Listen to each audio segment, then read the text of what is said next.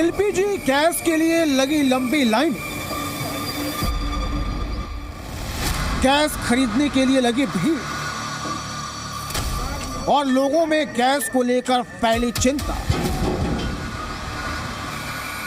ये वो तस्वीरें जो आज देश के कई हिस्सों में देखी जा रही है। लोग घंटों घंटों लाइन में लगे सिलेंडर खरीदना चाहते हैं। मान रहे हैं कि युद्ध की वजह से आने वाले वक्त में एलपीजी यानी रसोई गैस की कमी हो जाएगी। यही वजह है कि आज गैस एजेंसियों के बाहर इस तरह की लाइनें देखी जा रही हैं। इसे लेकर कैसे लोगों में चिंता है, इसकी सबसे पहले तस्वीर देखिए लखनऊ से, जहां ऐसी ही तस्वीरें देखने को मिली।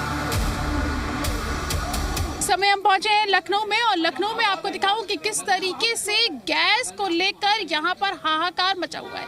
यहां पर जो लोग हैं वो सुबह से लाइनों में लंबी लंबी कतारों में लगे हुए हैं और मसला सिर्फ इतना है कि इनको अपनी जो गैस सिलेंडर्स हैं उनको वो बुक करवाने के लिए आ रहे हैं। सवाल ये उठ रहा है कि जब सरकार ने अभी किसी तरीके की एडवाइजरी जारी नहीं की और सरकार ने ये कहा भी नहीं है कि देश में गैस की किल्लत है, उसके बावजूद जो लोग हैं वो यहाँ पर पहुँच रहे हैं। और आपको मैं यहाँ पर लाइनें दिखा दूं कि ये जो कतारें हैं ये कितनी लंबी लंबी कतारें हैं। ये लोग सुबह से यहाँ पे पहुंचे हुए हैं और अपने अपने गैस का स्टोर जो है वो यहाँ पर कर लेना चाहते हैं। आप देख पा रहे होंगे कि किस तरीके से लोग यहाँ पर लगातार लाइनों में खड़े हैं।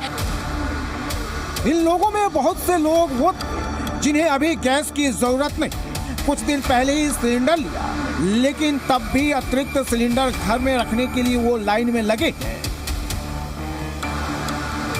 27/2 जी, मतलब कि अभी 27 4 5 एक हफ्ते पहले 27 फरवरी को। क्यों दोबारा? अभी तो एक हफ्ता भी नहीं हुआ, फिर दोबारा सिलेंडर क्यों लेना है? अभी इतनी जल्दी क्या है? अभी तो 10-15 दिन भी नहीं हुए, अभी क्यों इतनी जल्दी क्यों दोबारा तो सिलेंडर? गैस खत्म हो गई तो क्या करें? लेकिन अभी तो सरकार ने कहा नहीं है कि कोई किल्लत है तो लाइन लगाने का कोई फायदा है क्या? कोई जरूरत है क्या? नहीं तो जरूरत नहीं ना, तो कोई ऐसा मतलब है कि अब गैस खत्म हो जाएगी तो पैनिक क्यों कर रहे हैं आप लोग? परिवार है तो करे, खर्चा तो है तो खर्ची होगी। लोगों का मानना है कि आने वाले वक्त में रेट बढ़ सकता है और सप्लाई कम, इस वजह से ये पैनिक देखा जा रहा है। गैस के लिए लगी लंबी लाइनों की तस्वीरें रांची से सामने आई हैं। यहाँ भी लोग गैस एजेंसी के बाहर सिलेंडर लेने के लिए लाइन में लगे हैं। जहाँ एक तरफ लोग घरों के लिए सिलेंडर ले रहे हैं तो वहीं बड़ा डर होटल और रेस्टोरेंट वालों को भी लग रहा है, जो कि कमर्शियल सिलेंडर कम मिलने की वजह से परेशान है। इन सब के बीच सरकार संकट न आए इसके लिए एक्टिव मोड में है। बाकायदा ईसी एक्ट लागू कर दिया गया है, जिसके बाद सरकार पेट्रोलियम उत्पादों, प्राकृतिक गैस, ईंधन के समान वितरण, आपूर्ति और उपलब्धता को नियंत्रित कर पाएगी। ब्यूरो रिपोर्ट, जी मीडिया। इसी के साथ खबरों में आगे बढ़ रहे हैं। ईरान इजराइल जंग की वजह से मिडिल ईस्ट में पैदा हुए हालातों का असर भारत में तेल और गैस आपूर्ति पर पड़ रहा है। तो वहीं अब जी मीडिया संवाददाता ने दुकानदारों से बातचीत भी की है और इस दौरान उन्होंने कहा कि उन्हें उसकी जानकारी नहीं है। उन्हें पहले से ही कमर्शियल सिलेंडर महंगे दामों पर मिल रहे हैं। ईरान और इजराइल के बीच इस वक्त युद्ध की स्थिति बनी हुई है। दोनों देश एक दूसरे पर एक और जहां हमला कर रहे हैं, उसका असर अब बाकी देशों पर भी पड़ने लगा है। बात चाहे महंगाई की हो, गैस के सप्लाई पर इसका असर पड़ने पर हो या क्रूड ऑयल महंगा होने पर हो, भारत में इसका क्या असर होगा, इसको लेकर जो अर्थशास्त्री हैं, जो बाजार को जानते हैं और समझते हैं, उनका कहना है कि बहुत ज़्यादा असर भारत पर पड़े या ना पड़े, लेकिन महंगाई ज़रूर बढ़ सकती है। इस वक्त मेरी मौजूदगी ऐसी ही एक दुकान के ठीक सामने है, जहां आप देख रहे हैं कि एलपीजी सिलेंडर के ज़रिए लगातार, चाहे बात चाय की हो या ये जो स्नैक्स हैं जो तले जाते रहते हैं, और देखिए जब तक ये दुकानें खुली रहती है, यहाँ पर जो एलपीजी सिलेंडर होता है उसके ज़रिए तेल जो है वो गर्म होता रहता है, चाय बनती रहती है। यानी एलपीजी की डिमांड जो है वो लगातार हाई होती है। चाहे बड़े रेस्टोरेंट की बात करें या आप सड़क किनारे या किसी छोटे दुकानों की बात करें, तेल के सप्लाई की ज़रूरत, इसके अलावा एलपीजी की ज़रूरत हर जगह होती है। इस बीच सरकार भी तैयारी में है कि अगर अचानक से एलपीजी को लेकर मारामारी होती है तो देश में स्टॉक जो है वो पूरा हो। यहाँ पर कुछ लोग भी मौजूद हैं मेरे साथ जो चाय का लुत्फ उठा रहे हैं। चाय महंगी हो सकती है कुछ दिनों में, क्योंकि अगर एलपीजी महंगा होता है तो जाहिर सी बात है हर चीज़ पर असर पड़ेगा, बात चाहे चाय की हो या फिर यहाँ जो लोग बड़े चाव से ब्रेड पकौड़े खा रहे हैं। वो तो खाना ही पड़ेंगे, तो चाय भी पीनी पड़ेगी। अब कितनी महंगी हो जाए, वो खाने वाली चीज़ों में तो कुछ वो नहीं है ना।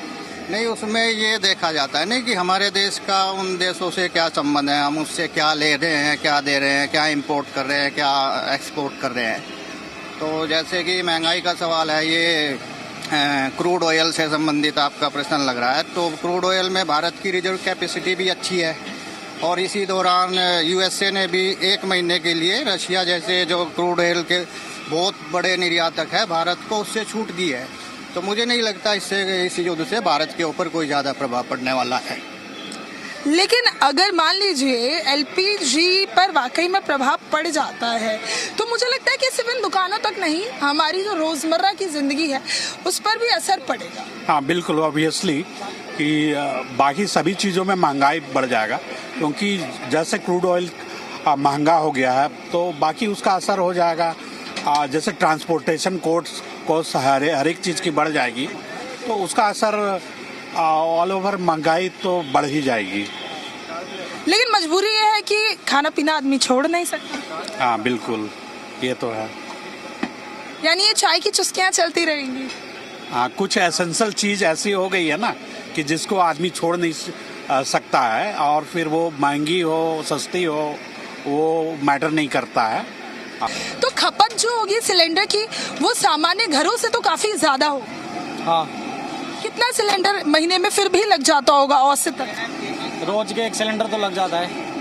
अगर महंगाई बढ़ेगी अभी, क्योंकि आपको पता होगा 2 देशों में अभी तनाव चल रहा है, बहुत सारे आपके जान पहचान के लोग होंगे जिन्होंने अभी से स्टॉक करना शुरू कर दिया होगा, ऐसी कोई जानकारी है आपके पास? नहीं, ऐसा कुछ हमारे लिए तो सिलेंडर महंगा ही आता है। अभी जैसे जैसे रेट बढ़ते जाएंगे घरों के, तो यहाँ भी बढ़ता जाएगा। कमर्शियल भी हमारे पास और डोमेस्टिक भी है, दोनों है हमारे पास। तो अभी आप लोगों तक महंगाई जैसी कोई जानकारी नहीं पहुंची? महंगाई तो बढ़ गई, सिलेंडर पे पहले दिन रेट बढ़ गए थे, इसके ऊपर महंगा दे रहे हैं हमें। तो जैसे पहले महंगाई अगर बढ़ भी जाती है तो उससे पहले से हमारे पास महंगा आता है। यानी देखिए महंगाई का असर तो यहाँ पर पहले से ही है। ऐसे में ज़रूरी नहीं बहुत सारे लोगों को ईरान इजराइल के इस युद्ध के बारे में पता हो, क्योंकि यहाँ फिलहाल सिलेंडर जो है उसकी कीमत पहले से ही बढ़ी हुई मिल रही है।